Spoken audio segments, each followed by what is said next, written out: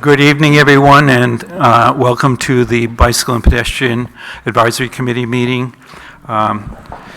We'll get started. I'm calling the meeting to order at approximately 4:01, and the first item on the agenda is the review and approval of our meeting minutes from September 19th. I'll call on the committee members to provide any kind of revisions or additions to the minutes. Do we have any? Okay, I'll entertain a motion to approve the minutes. So moved. And a second? Okay, thank you very much. And we'll get started this evening. I want to just mention that Ed Condict and Grant Smith are excused from the meeting. We did have a resignation from Jim Boughton, who, due to his responsibilities at Proctor Academy and the library, said that he's not going to be able to continue on the committee, so we do have one vacancy at this juncture.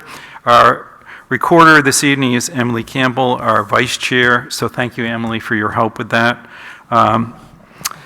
So the next item I have, which I will try to be very expeditious with, but there are some challenges in terms of our meeting schedule.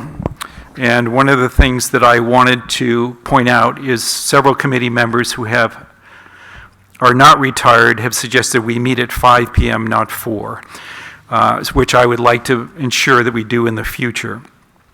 So in terms of meeting dates, the other factor or consideration was to make our meetings available via Zoom, both for the public and for the committee members. And as I understand it, this venue doesn't accommodate that, according to Kim, but the Professional Development Center can accommodate a Zoom link based on the planning board meeting I recently attended. Is that correct? It can. I would say the Professional Development Center can sometimes be challenging to get into the schedule of their own events this time of year when the budget committee for the school is meeting on top of it, but yes. And I understand that factor, but I actually did check with Kara on all the scheduling. So if we can resolve this in a few minutes, then that would be great. And if we can't, we'll just do it by email because we don't want to spend a lot of time on this. But what I'm proposing is that we consider changing our November and January dates. And I unfortunately did not communicate this to the committee in advance. Again, we don't absolutely have to have a decision tonight, but we're currently scheduled in Whipple Hall for the November 14th from 4 to 6 p.m. Again, committee members have requested we start at 5. And January 16th at 5 p.m. After checking with the availability of Professional Development Center, I'm proposing us considering Tuesday, November 5th at 5 p.m. and Tuesday, January 21st at 5 p.m. I don't know if committee members can check their calendars now as to their availability on those dates, but if there are problems, then we'll have to take care of it outside this committee meeting. I'm not going to be here November 5th. Okay. I got coverage today, but it's the only full day I'm working at this time, and I get out at 5:30. I will absolutely go back and try to get coverage. Okay. Worst case scenario would come out 5:35. And what day of the week are you working? Talk about Tuesday, November 5th. Yes. No, December 5th, November 5th, yeah. I have basketball evaluations on the 5th that I have to be at, so I Okay, start them. all right. So This is a challenge for me. I think at this juncture, we'll probably have to do this outside our meeting because I don't want to spend our time going back and forth on our calendars.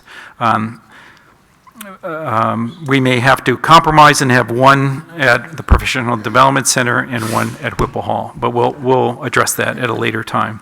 But just a reminder, in February, our meeting time will return to our regular schedule of the third Thursday of the month at 5 p.m. at Whipple Hall. And as a reminder to the committee, we do not meet in December. Now that we've successfully or unsuccessfully navigated those administrative issues, I want to turn our attention to the business portion of the meeting. BB Casey will be in attendance, but she's returning from Concord, where she had some car repair challenges. So, but she does plan to attend, so we won't wait for her arrival. At the recent planning board meeting on October 8th, the capital improvement plan was presented in terms of a first draft for consideration by the planning board and other members present. And that capital improvement plan did include renovations to the sidewalks and repairs to the sidewalks on a specific schedule. Since that time, the committee has received a slight update from that plan from Sam Clark with the help of Adam Ricker. They're here this evening to discuss that kind of multi-year sidewalk repair and reconstruction plan. But I do want to point out that the plan is not a budgetary allocation at this time. And those decisions are made by the Board of Selectmen and the Budget Committee. And as far as which funds the allocations will be derived from, that's also not in the purview of our committee. As some committee members may know, we are not a committee that has budgetary authority. We're strictly advisory to the Board of Selectmen and to the town as a whole. So I will hand it over to Sam and to Adam to briefly review the plan, but I do want to thank them for the time and attention they've invested in addressing concerns by our committee and the public regarding the downtown sidewalks, and they have really given it quite a bit of thought and attention, and I just want to again thank them for their very constructive collaboration with our committee. I'll turn it over to you. Before Sam jumps into the particulars about the actual projects in the plan, just sort of an overview on what the CIP is and how that works. The capital improvement program is a function of the planning board that happens annually. The last 5 or 6 years, we have formed a subcommittee of the planning board that has had a variety of makeup. Emily has sat on it in previous years. BB sat on it this year, where we have some planning board members and then a budget committee representative. And then the last 2 years, we've had someone from the select board. Last year, it was the person on the select board that was on the planning board. This year, BB was our rep, and she's also on the budget committee. So we sort of get a variety, though it's a function of the planning board. And we take a look at capital projects across the town departments for the next 10 years with a threshold of, we said $50,000 this year, I think, right? We bumped it up from 20,000 where it's been for decades.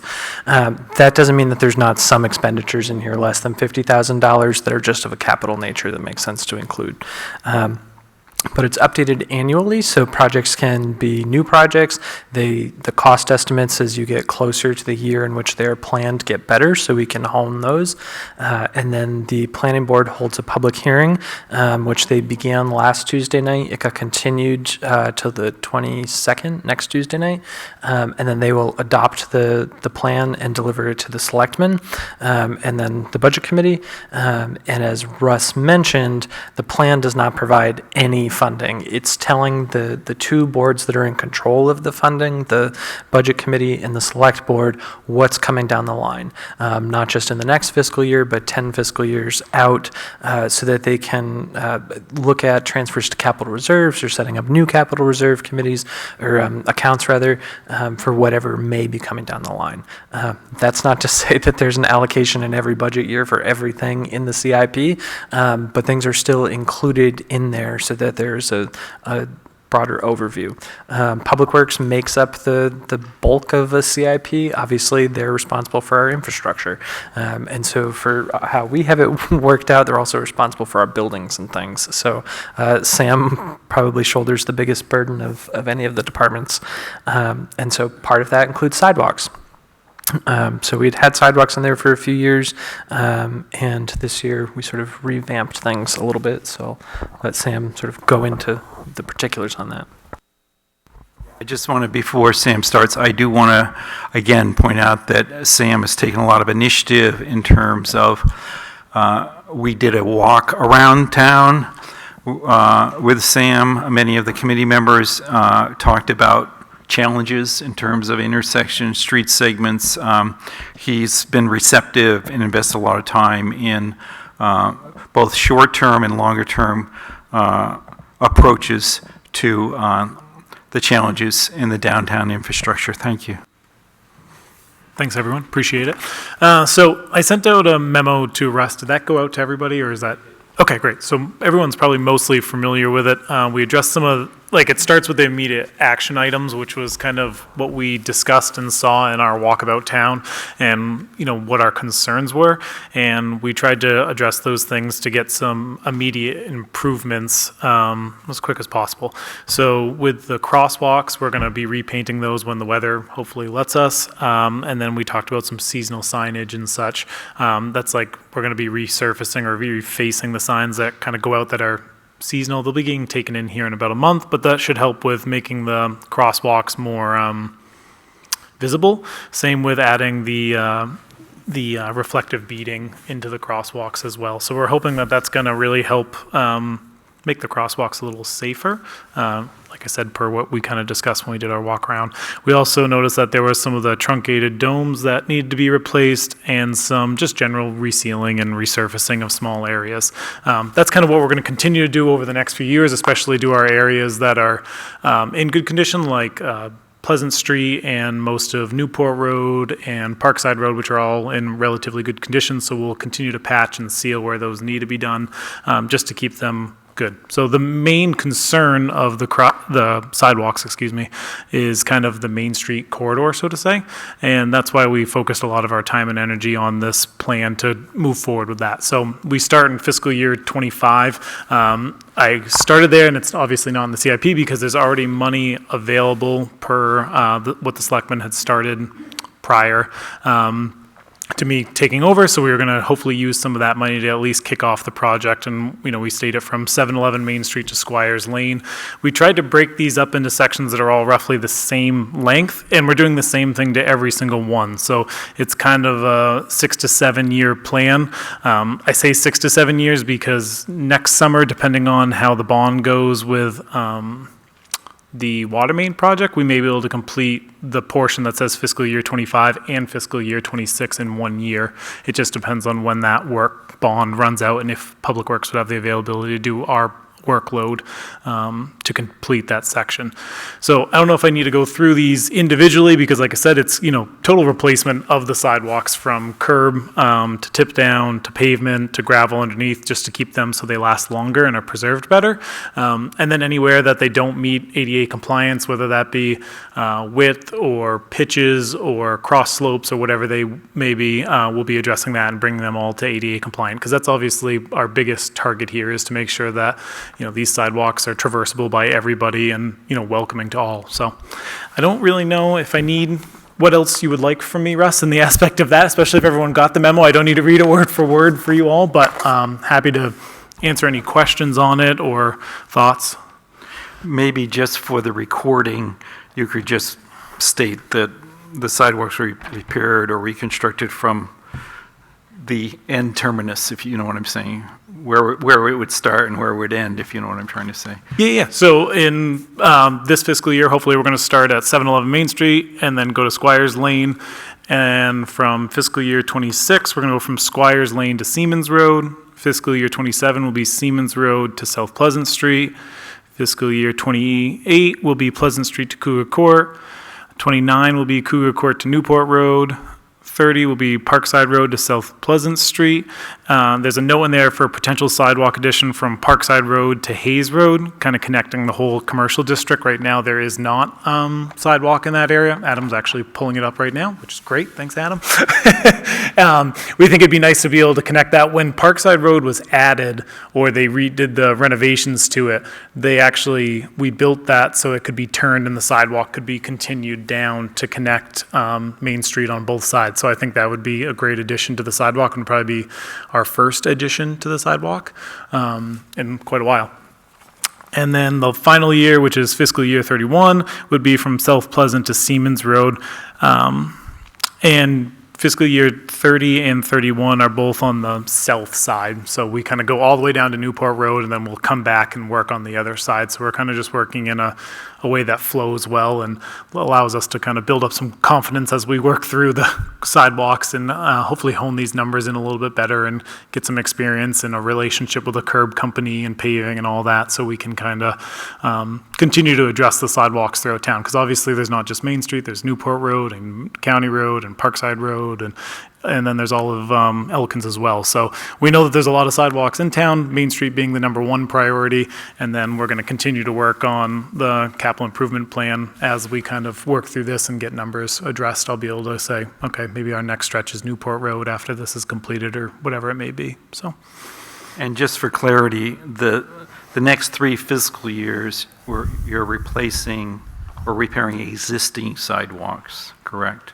yeah, everything except fiscal year 2030, we're replacing existing sidewalks. And the, 2030 would be dependent on, right-of-way use and all that, land acquisition potentially, whatever, is that the technical term? Is that right? Yeah. Whatever would need to be done there, and if it would be allowable. But we'd love to do it there just because I think it would make sense for Main Street, so. And again, just for clarification, the equipment and the personnel and the materials would all be directly in the purview of the Public Works Department. Is there any outside contracting that needs to be done to complete these projects? I think you mentioned the curbing, but... Yeah, curbing and pavement may be the two that would be outside contracted. The rest of the work, like the removal of the old and the prepping of the sites. And depending on how things go as far as like workload for the year, we may be able to do some of the paving ourselves. We did all of Parkside Road, all the tip downs there ourselves, except the curb. So I think if things go well, we'd like to do everything, but the curb, we don't have the ability to set curb or the equipment to do it. And the companies that do it can do a really good job. So I know we can't do as well as they can. Okay, I want to open it up for committee members to comment on the plan. Russ, thank you. A dumb question, but I don't recall what a dome or truncated dome is and why they need replacement. So some of the ones I've addressed in my actual budget for this year, Adam's going to pull us up a truncated dome. I call them a sensory pad. That's for someone that's visually impaired so they can feel that with a cane. There's some in town that are plastic, and the problem with the plastic ones is over time they get worn away and they get really, really slippery, and then they actually don't work too because the domes are worn off. So they need to be replaced so people can continue to find them safely. And that doesn't point people in the right direction too. That's something that comes up all the time, is that they're facing the wrong direction. It's just to let someone that's visually impaired know that they're about to cross like a commercial intersection or a road. It's not to point anybody in the right direction. It's just to make them aware that there is a hazard in front of them. So that's why there's some locations that have them and some that don't. So that's an ADA requirement too. So something that we don't have an option on.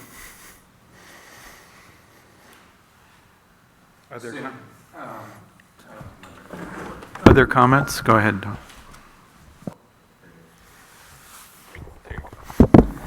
Thanks.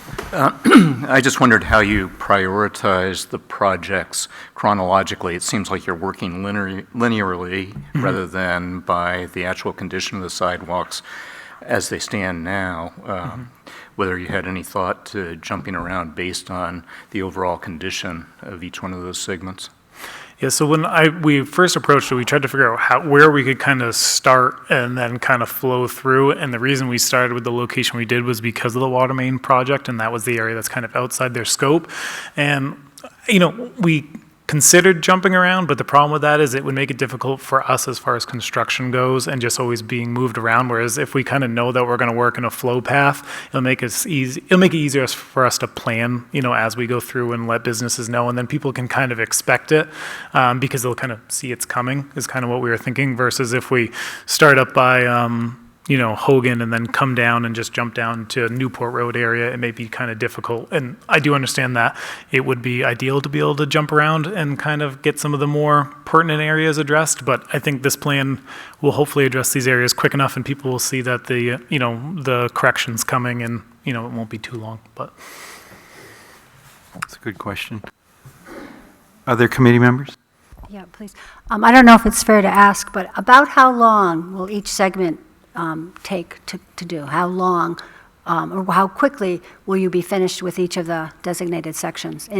Obviously, I don't know for sure, but what would your best estimate be at this time? Yeah, no, that's a great question. And we've kind of talked at length about this. It will kind of depend on what we run into as far as like subsurface materials. So if we dig it up and we find that, the sidewalks were laid over really poor materials, we'll have to dig everything up and it will, greatly slow down the project. But in areas where, maybe we dig it up and there's really good base gravel and we don't have to worry about it, it will go faster. We're thinking anywhere from 2 to 3 months and at a long point of 4 months, but I don't think it'll take us 4 months this summer, so.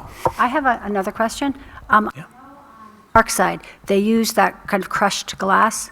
As a sub base, yep. Yes. Is that common procedure? Is that cost effective? Is it more environmentally? So it's kind of two things. It's cost effective and it's environmentally great because it's a recycled product that's recycled here in town with numerous towns' glass. So multiple towns haul their glass to New London. It then becomes processed in New London, which gets crushed into crushed glass. And it's a great base material that actually meets like state spec for compaction. So it's free to us. We have it on hand. And environmentally, it's great because it's a recycled product. Yeah, So that's what I was hoping. Thanks. They're good questions. Go ahead. What time of the year are you thinking of doing this? Is this going to be another summer project?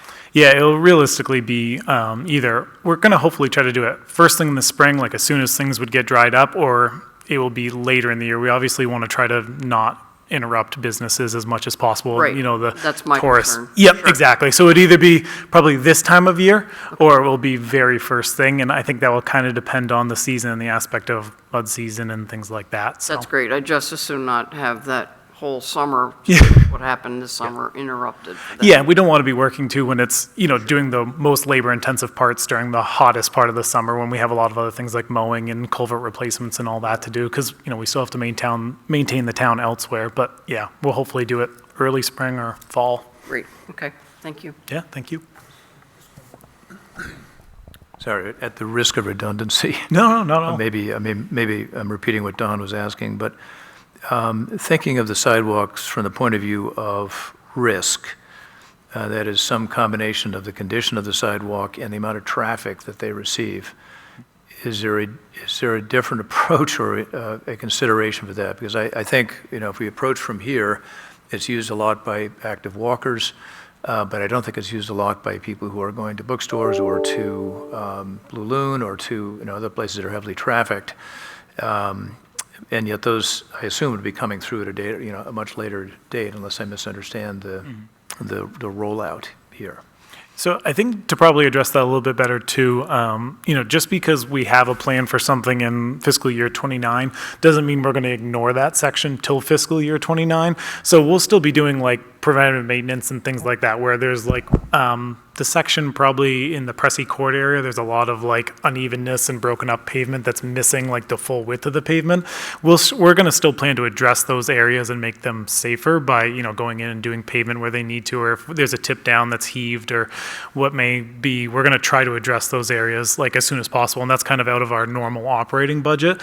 And whether there is the bond on the water main project, that doesn't really affect this kind of like smaller work to mitigate some of the higher risks. So, where we can just skim coat something and make it a little bit more traversable, we'll try to do to address them sooner. But, yeah. I had one question, which was this coming spring, and maybe it's reflected in the plan, but I didn't see this, this section between Colby Sawyer College and the Catholic Church. Obviously, there wouldn't be operating budget money for that allocated, but are you considering doing that section and possibly making a request to the Capital Reserve Fund? So for the section, are you talking about like the first section for fiscal year 25 and how it's not in the CIP? Yeah, so the way I believe it, and maybe BB can correct me if I'm wrong, there's money available or that was set aside already for sidewalk repairs and renewing them, so to say. And I would make a request to the selectmen because they're agents to expend that money for whatever amount that it is going to take to fix them, and they would approve that, and then that's what's going to enable us to be able to do that section first. That's why it's not in the CIP plan. In terms of the capital improvement plan, one of the things that your predecessor emphasized was ensuring that there are monies available for maintenance, equipment, and to build in terms of requests for capital reserve funds on an ongoing basis. The fact that increasing the width of the sidewalks, increasing the overall quality of the sidewalk may require additional staff and equipment, and to build into our plan, not just the improvements, but the capacity to maintain them effectively. Is that being given some consideration?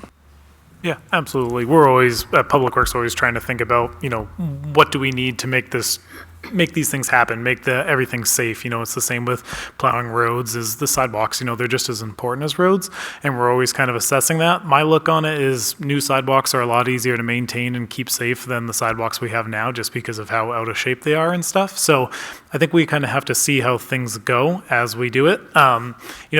It's more difficult to repair or to maintain sidewalks that don't meet ADA compliance, in the aspect of narrow sidewalks that are really out of shape, don't plow and scrape well. It's hard to get the snow back off them, all that. Whereas, nice wide flat surfaces are pretty easy to maintain. So I don't foresee something coming in that aspect right off, but it is something we're always considering, just to make sure that, we're keeping everything maintained and safe, so. Other comments from the committee or from the public at this time regarding the plan?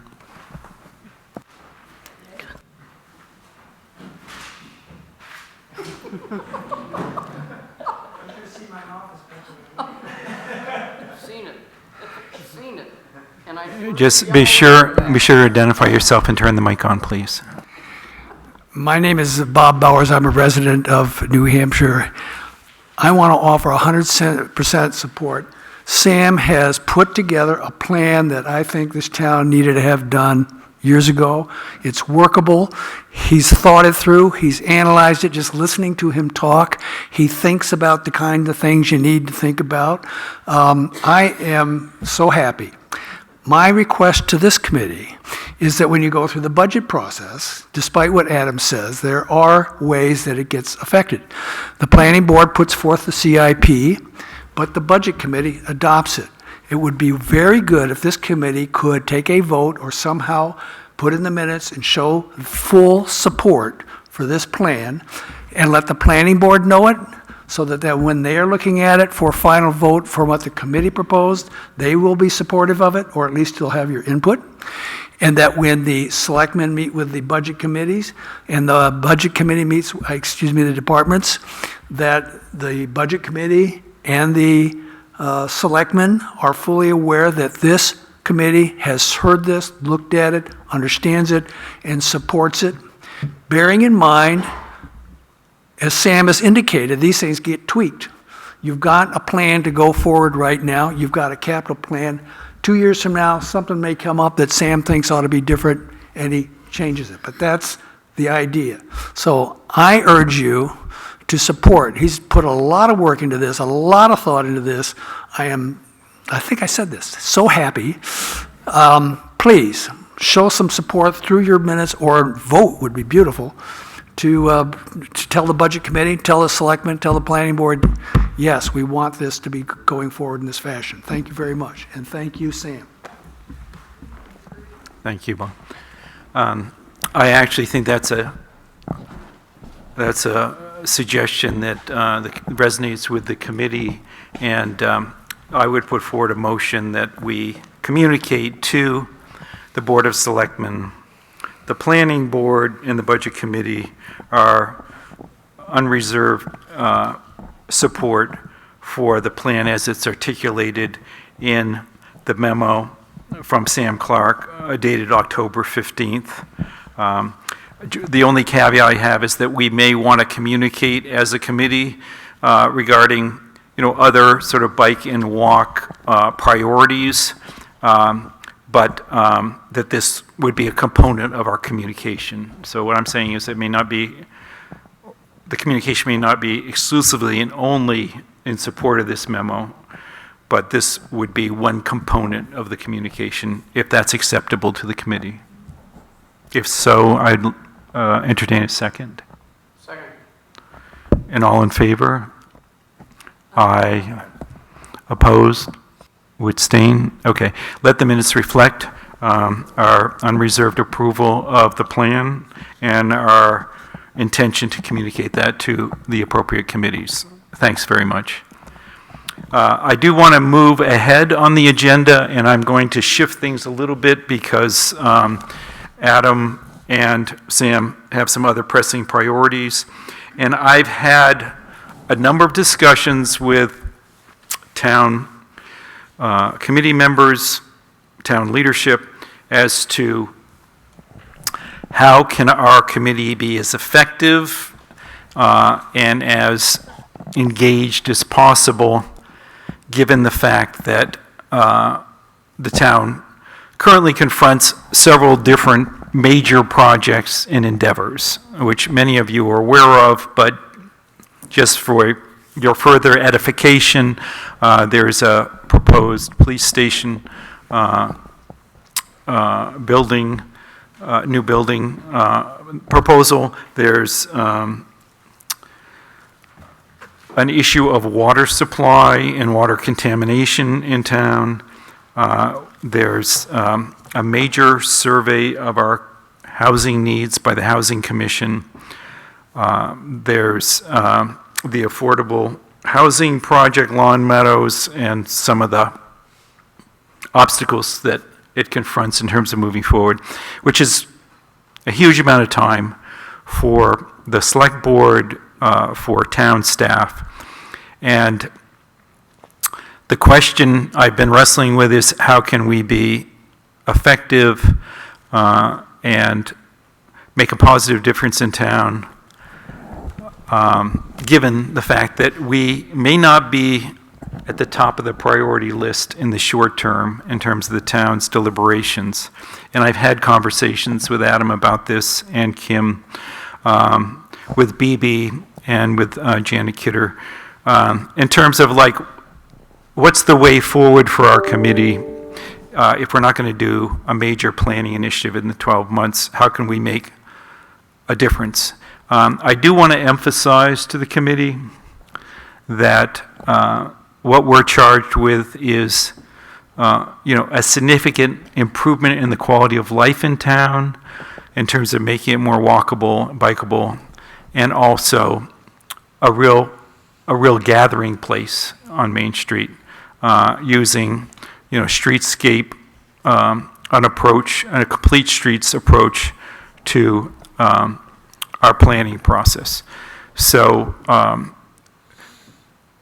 although we may need to be patient and persistent, our committee has the potential to actually transform our town for generations to come in terms of making it an accessible, inviting community, a community that is safe and promotes active recreation, a committee that understands the special challenges the seniors have in terms of being able to navigate downtown, being a key factor in the quality of their life. in terms of a walkable community. So I'm not belittling at all our purpose or our direction, but how do we weigh those really, I guess, inspirational goals with what we can achieve in the short term, in terms of like the next 12 or 18 months. Obviously, this is an ongoing discussion. It's not a discussion for one meeting.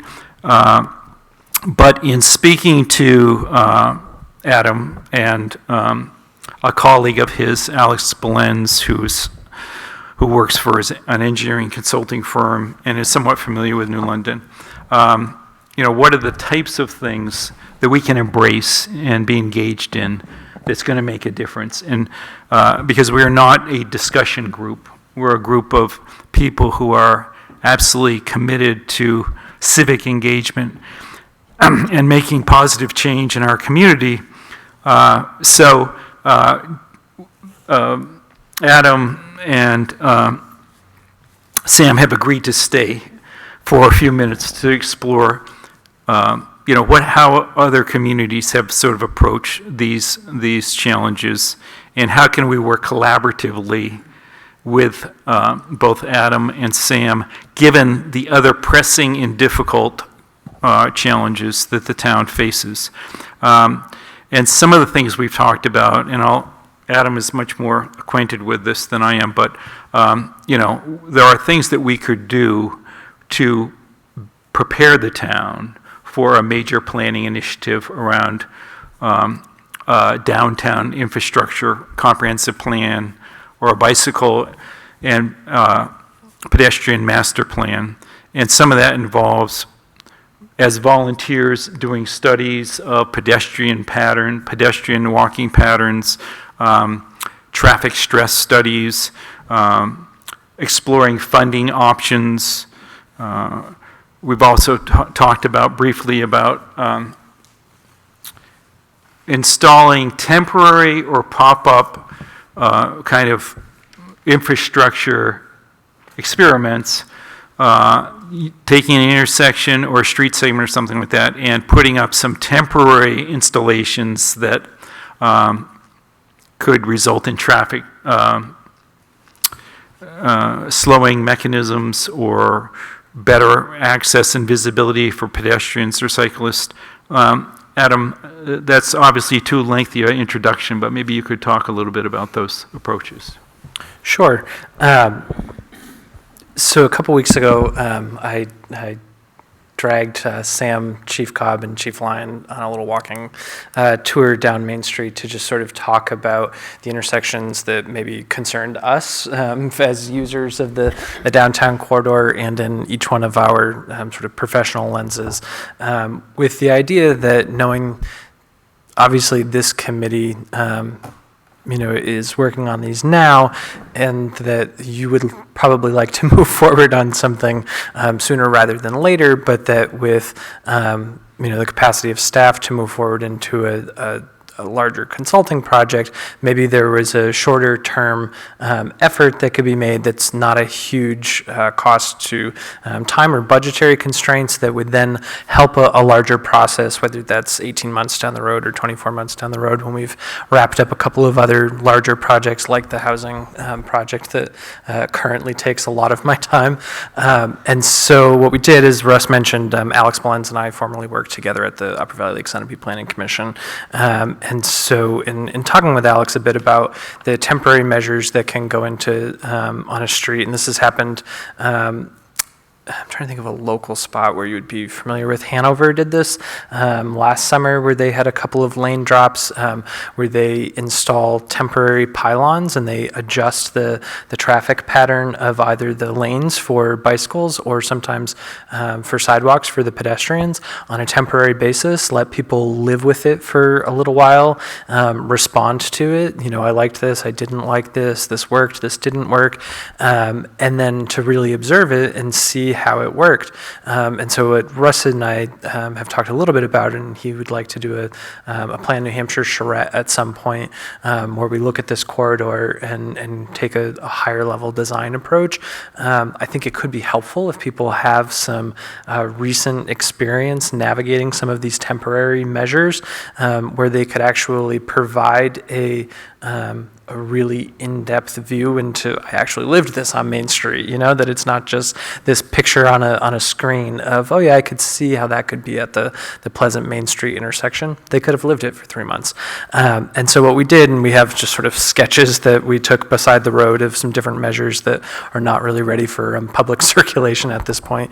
But looked at different areas along the corridor where temporary pylons could be put into place. And there's different temporary pylons. The ones that Hanover used, I wouldn't necessarily suggest that we used. They were not all that aesthetically pleasing, and I think that folks might not like our Main Street with the sort of neon pylons that get, broken off and don't always look so great after a couple months out. But there's some different versions out there that look better with planters involved, where you can actually narrow the street. And so, for example, one of the spots we looked at was in front of Alley Oops, where the crosswalk is there. And if you look at the parking along the road, there's actually cross-hatched no parking areas on either side of the crosswalk there.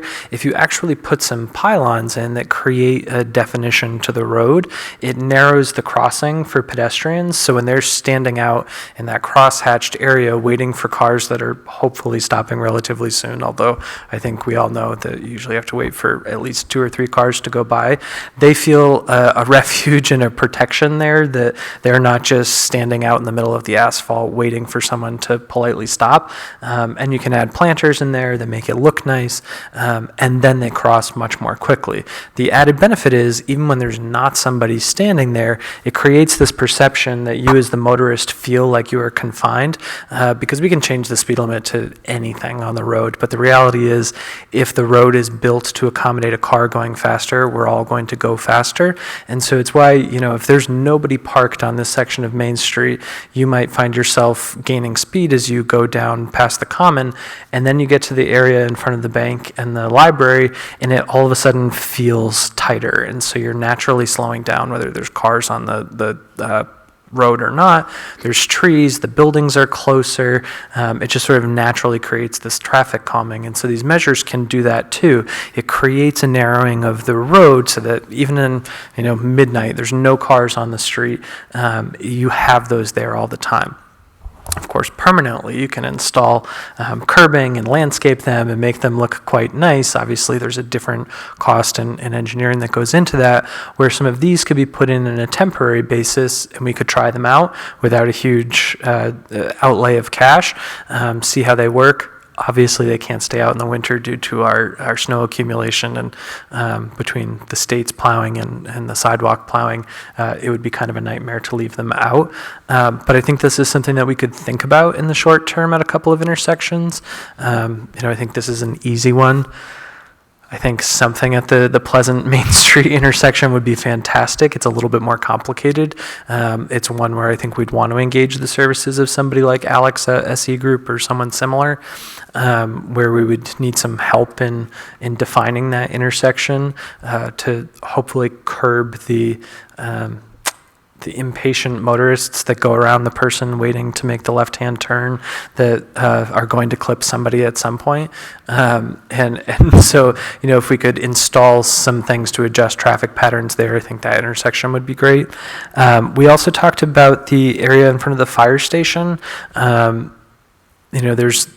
There's a lot of open asphalt there, and the crossing in front of the fire station from essentially Morgan Hill Bookstore to really the far side of the funeral home, there's no definition to the sidewalk there. It is just one open expanse, which from a pedestrian user makes it seem like you're walking really far when really you're walking the distance of one lot. And if you were on the other side of the street, it doesn't seem like a long walk because you have a defined sidewalk, you have buildings, and so if there's a way to create some definition at the end of like where their angle parking is, that it creates some refuge. If you're a third of the way across the parking lot and the doors come open and the sirens go on, you feel like you have a spot to stop and you're safe in between some curbing there.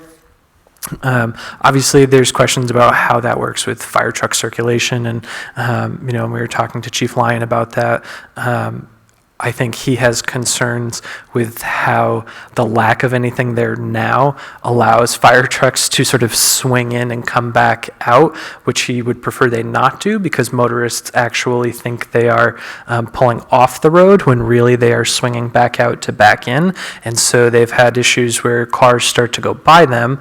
And so this would force the fire truck to really turn around in the road, which might actually be a benefit.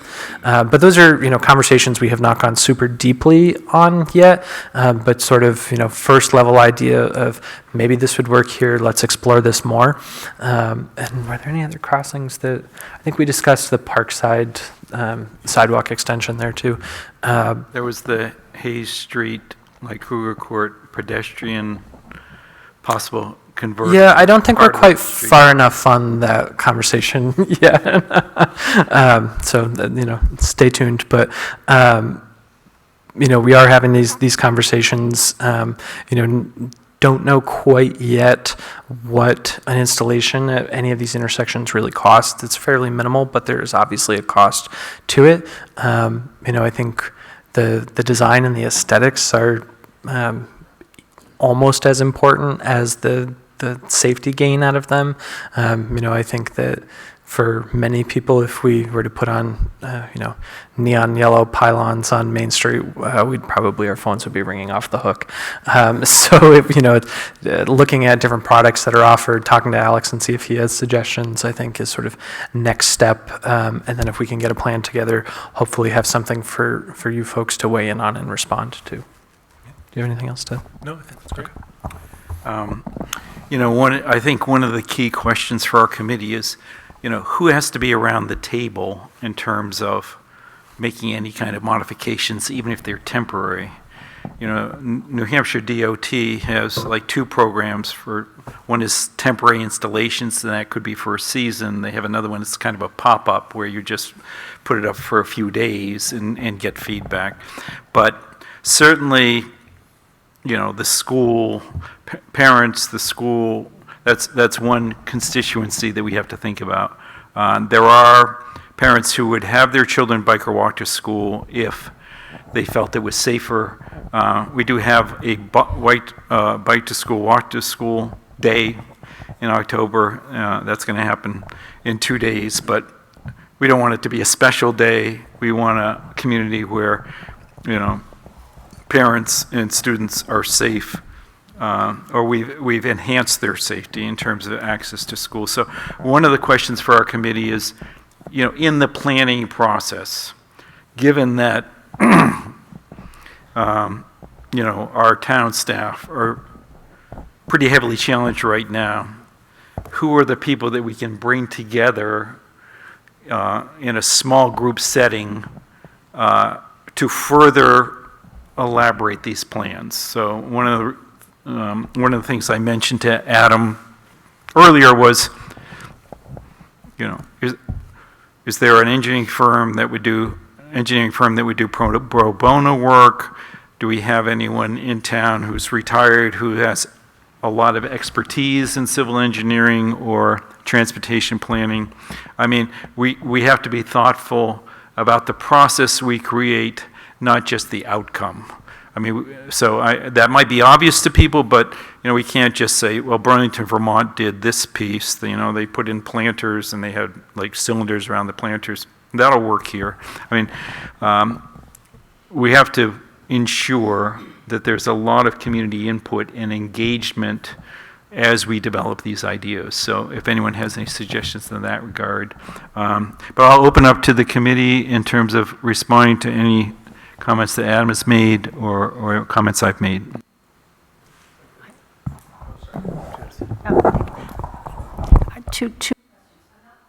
I'm not quite sure what the purpose of those pylons at crosswalks are that would help walkers or bicyclists.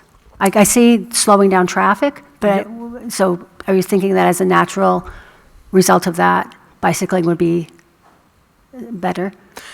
Right. I think it's a twofold, that the pedestrian gains the safety in the refuge of the crossing, and so they have that sort of protected area to wait for the safe crossing, and then I think both the pedestrian and the cyclist would gain in the traffic calming of the actual motorists. So, them slowing down and not, it's just sailing down Main Street. If cyclists are riding down the empty parking spaces, obviously it creates an obstruction, but hopefully they're not doing that. Anyways, there's obviously safety concerns there. So it does become an obstruction more or less in the parking area. But hopefully the idea is that it's not necessarily the pylons themselves that are, a bollard that's necessarily going to stop a car, but it's the sort of overall traffic calming and slowing things down. Second question. Near the fire station. I work at Morgan Hill Bookstore, and when we lost the crosswalk, when they paved, people are in and out between cars, dashing, you would probably see this also, slamming on brakes, very hazardous. And there's a lot of pedestrian traffic in that area crossing between the area businesses. And I don't know if that's under our purview when you're doing crosswalk paving, that they could add a crosswalk back to by the fire station, or because it's a state road? Is that the issue? Yeah, you can grab that. So I wasn't in charge when that all happened, obviously, but the state was actually the one who made us remove that crosswalk when they paved, and I haven't been able to get a direct answer as to why it had to be removed, and it's been difficult trying to navigate that and figure it out. That was one of our discussions that we had when the department heads walked down Main Street and said, okay, what can be changed here? And I mean, I think probably the overwhelming one was the fact that that area needs a crosswalk back. We're just not sure what that would entail for us. There was the conversation about the push-button illuminated signs like the ones by Hilltop and Hannaford's. If we did something like that, would that persuade the state to let us put that crosswalk back? I don't know.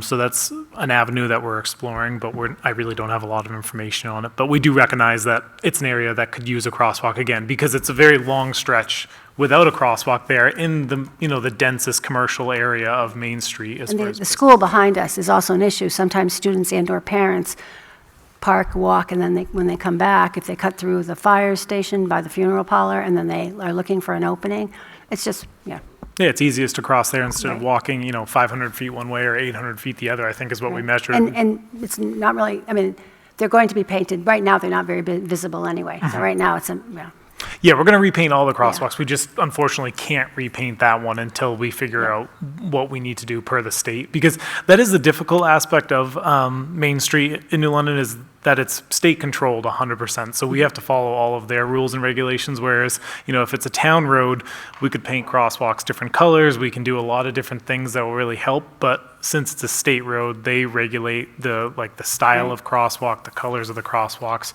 all those things that, I was hoping we'd have a little bit more wiggle room with, but we don't, unfortunately. So, thank you. yeah, thank you.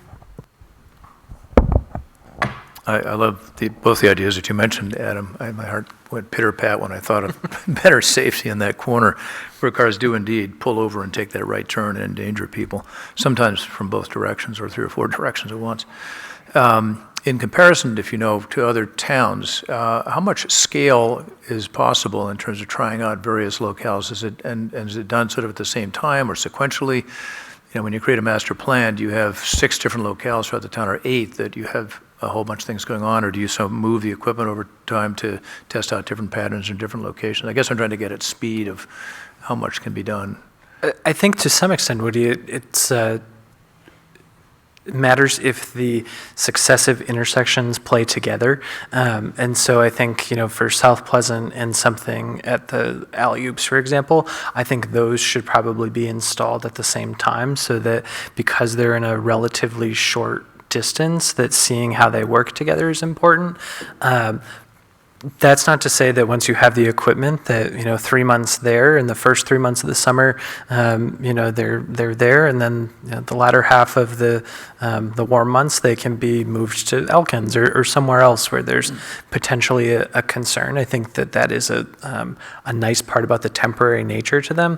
Obviously, I do think there's a fair amount of wear and tear to them. I don't think their life expectancy is significant, but it is certainly something that it gives you the ability to experiment a little bit with. And then when you actually get to writing the long-term master plan of how do we physically change the infrastructure here, I think then, it's a much broader spectrum of intersections and installations.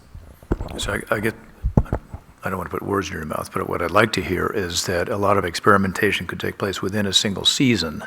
I think so. And then go into a plan so that you can have some clear implementation and communicate that to the town and so on. I think so, although I would say, consulting with somebody like Alex on that, that has probably done a longer range study of, okay, how long does it have to be in place before people get to that comfort level? Is it 3 weeks of, just sort of this figuring it out, the new traffic pattern, and then you have a month of being able to observe it actually sort of comfortable and working? Or is it that it needs to be out for 2 months before people are really comfortable with it? I think the traffic engineering consultants probably have those answers better than we do, but we can get them.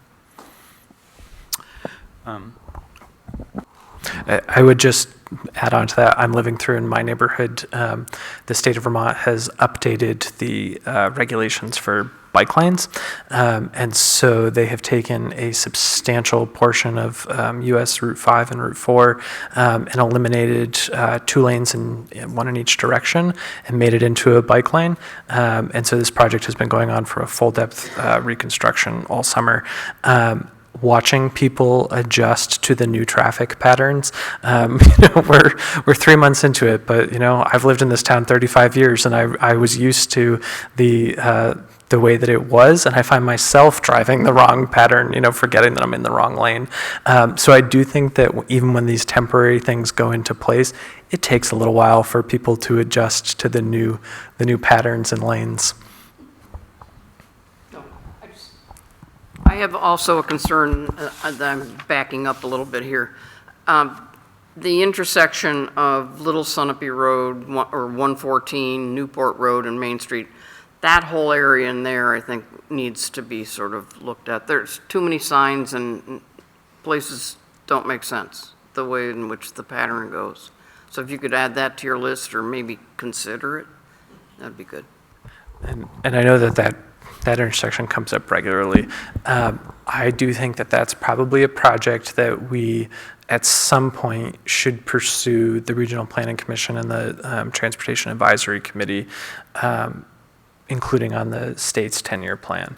Obviously, those are 3 state roads that come together there. The intersection is not great. I do think it's going to be a substantial redesign to really solve the problems there. But that doesn't mean we shouldn't be starting the legwork. I mean, unfortunately, the 10-year plan typically turns into the 20 to 30-year plan by the time you're on it and it gets funded. But Sam will be appointed to the TAC soon to be our representative to weigh in on those scoring when the 10-year plan process happens every other year. And I do think that intersection should probably rise to the one of the top 10-year plan projects in our close region of the Regional Planning Commission. Well, again, I want to be sensitive to your time, Adam, and Sam. I'm here right through the zoning board meeting at 8:30, 9 o'clock. So. Okay. Well, yeah, we'll have to meet before the zoning board every time. No, just kidding.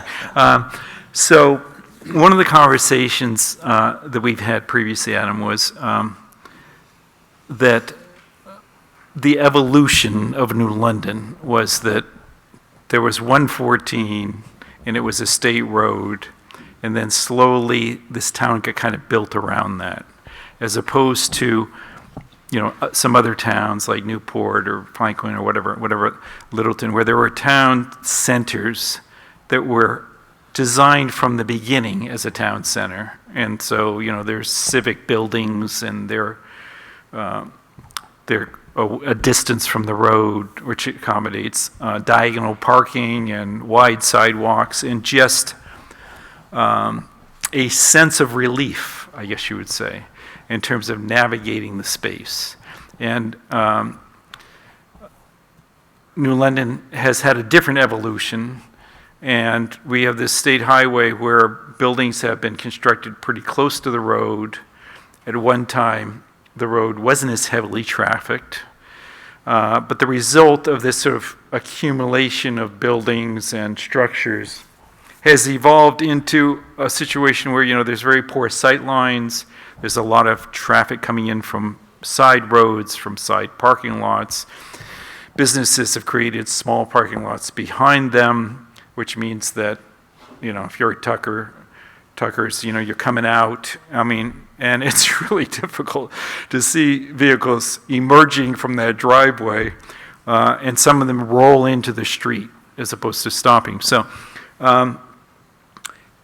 on more of a conceptual and global approach, I had at one point envisioned a downtown business bike loop where people could walk down Barrett Road in a loop and up County Road and back Little Sunapee Road, installing walking paths or widening the road or something like that. And you pointed out, that's great for the people who are engaged in recreation, but how does that impact small businesses if we're sort of encouraging people to recreate literally in a loop around the businesses? And I don't have an answer for that. I'm going to get to my question, but basically what I'm trying to sort of envision is, given, let's say, maybe some miscalculation in terms of the fundamental design of our infrastructure, what are the realistic options we may have? At the risk of being labeled a heretic, can we do like one side street parking, downtown, just to open up the space some, so that it's shared space for walkers, and I'm not asking you to make any kind of commitments, but it seems like it's great to do these temporary installations. It's great to try to deal with some of these very hazardous intersections, but we have a sort of fundamental problem in terms of how to navigate downtown.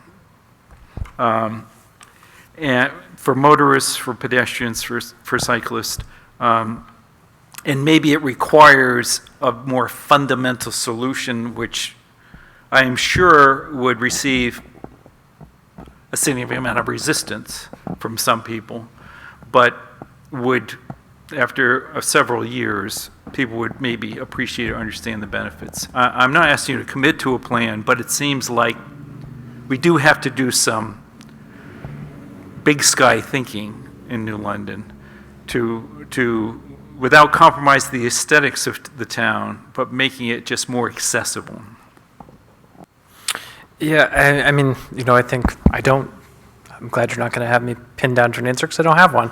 But I think that's a process that we have to go through, a planning process, that hopefully in that 18 to 24 month time frame, we can have those discussions as a community. Because you're right, there are certainly competing interests here. The businesses and the merchants, they don't want to lose parking. And so I think, we hear from folks all the time that there's not enough parking. I think there's probably enough parking on the Main Street corridor. It's just not always located where the highest demand is, and sometimes we have to adjust our expectations of how close we want to be to a business that we're going to. I look at the parking lot behind Pizza Chef. It's always empty. Is it reasonable that someone's going to park there to walk to Blue Lagoon for lunch? Maybe not. But are there ways that we can, work together as a community to advertise where some of the other parking is? So maybe we're not as wedded to on-street parking. Maybe, and I think those could be, part of the solution. I do think on-street parking currently helps slow us down a lot, because it does create a natural narrowing of the road. And as soon as you get to that tighter area, we slow down. And unfortunately, when it comes to accidents, I think it's always that balance of frequency versus severity. And so, frequent fender benders is actually better than infrequent, really significant car accidents. So, and that's the whole point of roundabouts, right? I mean, it's not saying that accidents don't happen anymore. It's saying that they are slowed down, and when they do occur, the severity is much less. And so, I think it's sort of a double-edged sword there. If we, open things up and cars are flying down, when someone does get hit coming out of Tucker's, it could be a very bad accident. Not to say that the accidents there that happen now are not bad. I think the one I saw 2 Fridays ago was pretty bad. Yep.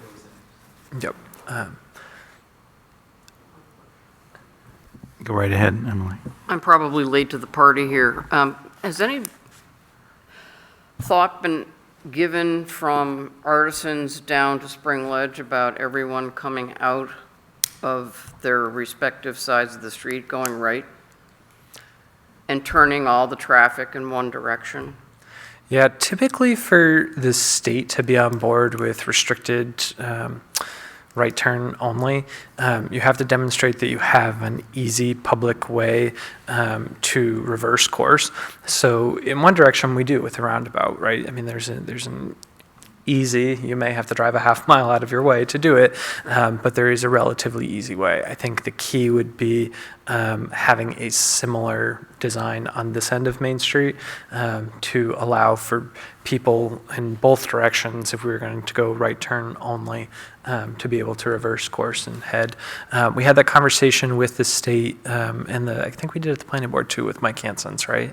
That conversation came up with his new development that will happen on the lot where the water precinct has been storing their materials, right about Holman's Corner, that he's putting in his engineering office there, fairly low-level use.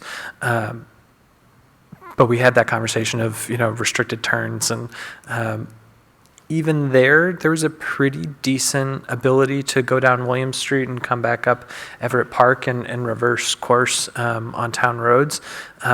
There was still some hesitancy to require it because you're pushing people from a main artery into a neighborhood to reverse course.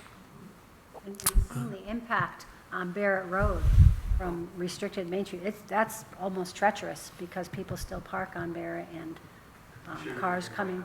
No, I'm done. It was just a comment.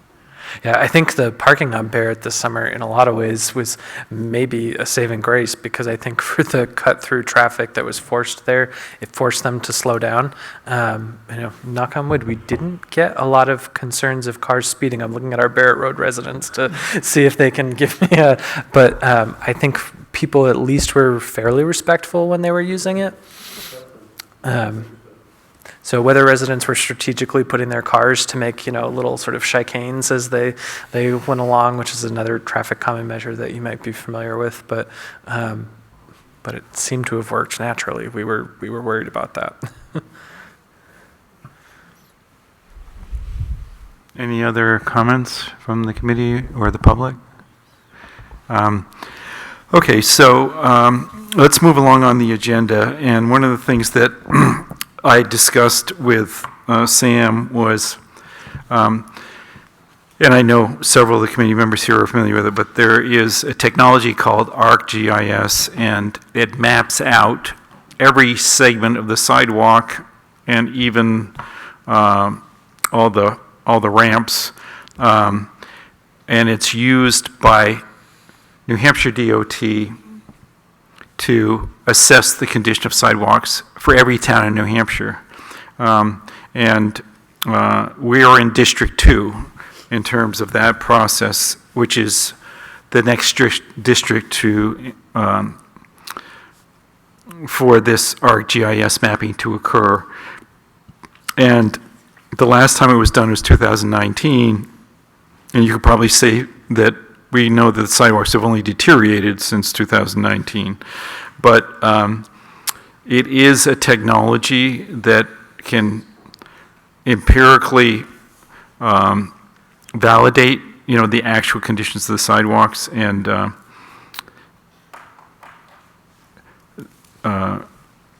Sant Michener, who is the New Hampshire DOT ADA compliance officer, lives in Wilmot. So I know I got an email from you about this, Sam, so we've covered some of it, but maybe both of you could sort of share on what that technology is and its value and when it might be appropriate to make that survey in New London. Yeah, so we should specify that it's to sidewalks are in state right-of-way only. So Main Street and Newport Road is the only area that they've scored. They obviously don't score the municipal-owned park, sidewalks. But basically what they do is they score the sidewalks, and then when they see, an area that scores really low, it basically red flags it to them to say, okay, something needs to be done here. And that's whether they put in the 10-year plan to try to address sidewalks in that area, or, they pressure the town to say, hey, you have some really poor scoring sidewalks, what can you do to improve that? But it's just, it's good data. It's good for, grant funding, all things like that, and also just to keep us aware and on track with what's going on, and so we can kind of address these areas as they come up scored low and such. I recently learned about them. I don't think it's something the state really advertises, but it's all public information that's great to have. And like Russ said, it was done in 2019, and they only have deteriorated from them, but I think there's also a point to that if you look in other areas that are much more high traffic, there's some sidewalks that score even lower than New London. So while we sit here and go, oh, they don't score great, I think we're pretty fortunate for a lot of the sidewalks that we do have too. So I think it was eye-opening for me to kind of scoot around the website and look around and see all these other towns and go, wow, I guess we are really lucky because these are much higher traffic areas. So, and the link to the ArcGIS survey is available in the minutes of a previous meeting that we've had, if any members of the public are interested in that technology. But without making a specific commitment, Sam, we discussed possibly scheduling that in the spring. Yeah, so we talked about going out with Sant and kind of readdressing or rescaling the sidewalks. And then, depending on when we did that with him, we might be able to have a section of sidewalk already completed as well, or try to do it hand in hand with that. So then we can score the new section and also have the older existing sidewalks to kind of compare it against, which I think would be good just from a standpoint of showing forward progress, but also, seeing how that data will come to us and how it's rescored and such. So. Okay. Any other comments from the committee? Okay, we're going to move ahead then. In terms of some of the other agenda items, we've covered some of these items, so I don't want to be repetitive, but certainly our committee sees the need for a comprehensive downtown infrastructure study, and we've reflected that in the minutes of previous meetings to address not just the sidewalks, but hazardous intersections and street segments, and the timing of that, and the exact methodology we'll follow is to be developed, but it's not something that we are shelving. It's just something that, given other pressing demands on the town, will not happen in the next 12 months. And that's also true of the pedestrian and bike master plan, which is more of a global vision of what a robust network would look like that has our hiking trails, has walking paths, bike paths, in an interconnected network through town. Many other communities in New Hampshire have a pedestrian and bike master plan, and that's something that we want to continue to work towards. The next item, I will just give a brief update on the bike trails discussion that we had last time. Grant Smith was a committee member who facilitated that conversation, brought in a number of people, parents, and residents, particularly in the Pleasant Lake area, who are very interested in creating bike trails in town, and they're specifically talking about mountain bike trails, but they're not for the expert, they're for young people and adults who, have lower level skills around mountain biking. And we had a great discussion. The meeting was very well attended. There were a lot of young parents here who we don't typically see at a lot of committee meetings. That was a comment that Kim Hallquist made. And I've been in communication with Grant, and we're going to be meeting next week with some people from the New England Mountain Bike Association who plan trails, develop trails, understand the regulatory environment for trails, liability issues, and funding for trails. Obviously, any initiative in this regard has to fit into sort of a more comprehensive overall plan. But I just want to inform the committee that those discussions are ongoing, and I'm sure we will be reporting out at the next committee meeting on the discussions we've had. We did have commentary from Putnam Kidder, from the Recreation Commission, from Mark Vernon, the Conservation Commission, from Erica, representing the Outing Club, that an initiative like this would resonate very strongly with some of our constituents in town.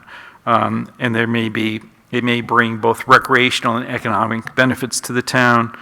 Again, this discussion is going to be continuing sort of in the context of our overall planning initiatives. So I don't know if you have any comments on that, Adam or Sam? Yeah. We don't have any sort of concrete proposals at this time, but it's under discussion. So, yeah. Are there any other matters that the committee would like to address, or members of the public, regarding our ongoing work of the committee?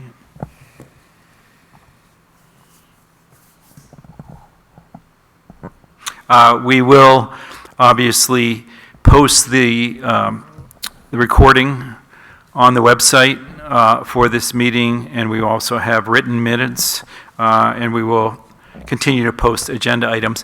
One thing I'll bring to the attention of people who are attending is that we have on our website excellent resources on biking and walking. Please visit the website, the town website for our committee. We have all kinds of resources in terms of New Hampshire DOT information, possible funding sources, actually plans from other communities who've actually executed bike and walk plans. So I would encourage you to visit our website and review that information. So if we don't have any other business to attend to this evening, I'll make a motion to adjourn. Second. It's seconded. And thank you all for attending this evening.